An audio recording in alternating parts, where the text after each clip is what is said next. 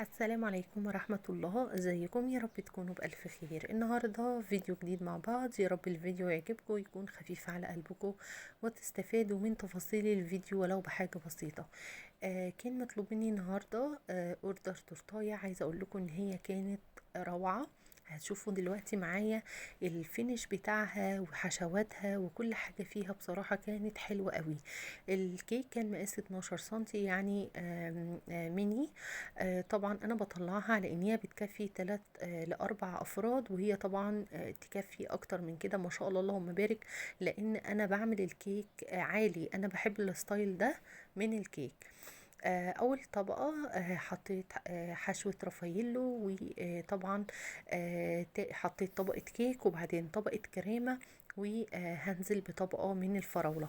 عايزة اقول لكم يا بنات ان علشان تاخدي احلى واطرى كيك ممكن ان انت تخبزي الكيك قبلها بيومين وتغلفيه كويس جدا جدا وتشيليه في التلاجة. عايزه اقولك هتاخدي احلى واطعم كيك في الدنيا.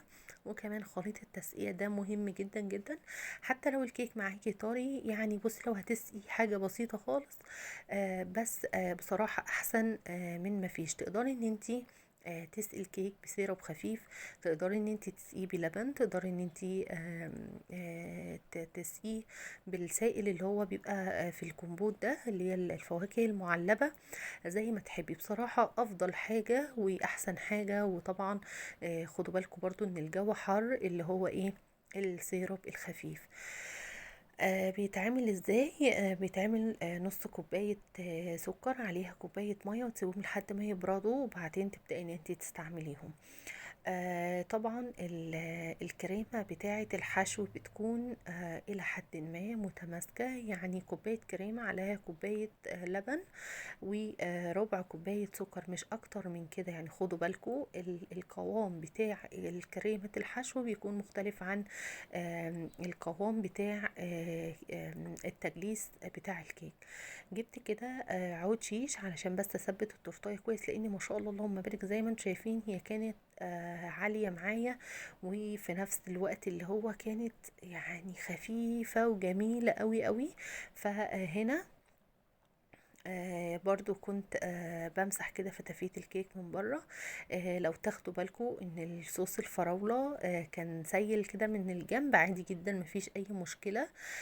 خلاص انا لميت بقى فتافيت الكيك وغلفت التورتيه كده نص تغليف، وبعدين دخلتها على الفريزر حوالي ربع ساعة وطلعتها بقى علشان كنت هبدأ ان انا هعمل لها بقى ايه الفينش الاخير. لو تاخدوا بالكم بقى في الوقت ده ان القوام بتاع كريمة التجليس اخف، يعني حاجة بسيطة قوي من كريمة الحشو. عايزه اقول لكم برضو حاجه كمان، ان الكريمه انتي اللي بتخلي الكريمه كريمه عاديه، وانتي برضو اللي بتنقلي الكريمه في حته تانية خالص خالص. تقدري ان انتي يعني الشغل العادي بقى اللي هو يعني اللي هو مشي حالك كده، ممكن احنا نضرب الكيك سوري، الكريمه بميه وسكر وخلاص على كده. انما طبعا علشان تنقلي الكريمه من كريمه شانتيه عاديه لكريمه بقى خطيره ودسمه جدا جدا، طبعا تضربي الكيك بتاع سوري الكريمه بلبن.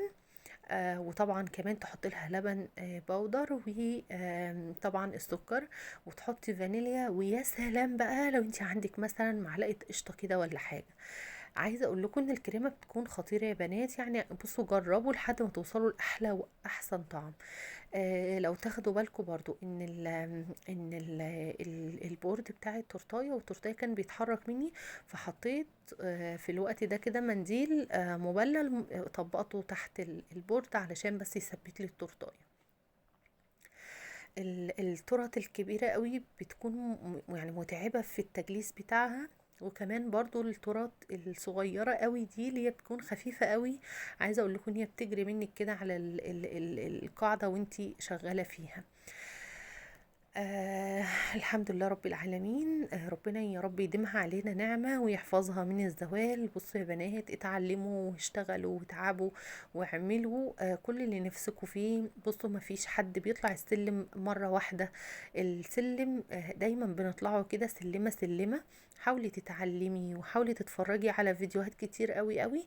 اللي بيدخلوا يسألوني اخدتي كورسات فين او كده، انا ما اخدتش كورسات خالص، انا جربت مع نفسي كتير قوي قوي قوي لحد ما وصلت لأحلى طعم. وطبعا كل يوم يا بنات والله بكتسب خبرة، كل يوم بطور من نفسي. يعني بصوا ما تثبتوش على وضعكم وعلى حالكم، دايما دايما حاولوا ان انتوا تكونوا احسن. بس دي نصيحتي لكم النهارده. ما شاء الله اللهم بارك، شايفين بقى التورتايه ورقتها؟ كانت العميله طلباها كده، يعني فيلات كده من بره عليها قلوب حمرا صغيره وعليها قلب احمر كبير من فوق، وبس كده. طبعا عملت بقى القلب، حددته الاول بشيش وبعدين بدات ان انا ايه املاه بقى بالكريمه الحمراء. الكريمه الحمراء علشان يطلع لونها جميل قوي كده طبعا لازم تتعمل وتتركن بقى مثلا على رف التلاجة حوالي 3 4 ساعات كده لحد ما تيجي تستعمليها. كتبت برضو عليها كده على البورد هابي انيفرساري، وبس كده. كانت اجمل واحلى وارق تورتايه. وبرضو عايزاكم تقولوا لي رايكم في الكومنتات، ما تبخلوش عليا بلايك وشير علشان ان شاء الله باذن الله نعمل شغل حلو قوي قوي مع بعض. اشوفكم على خير في فيديو جديد. باي باي.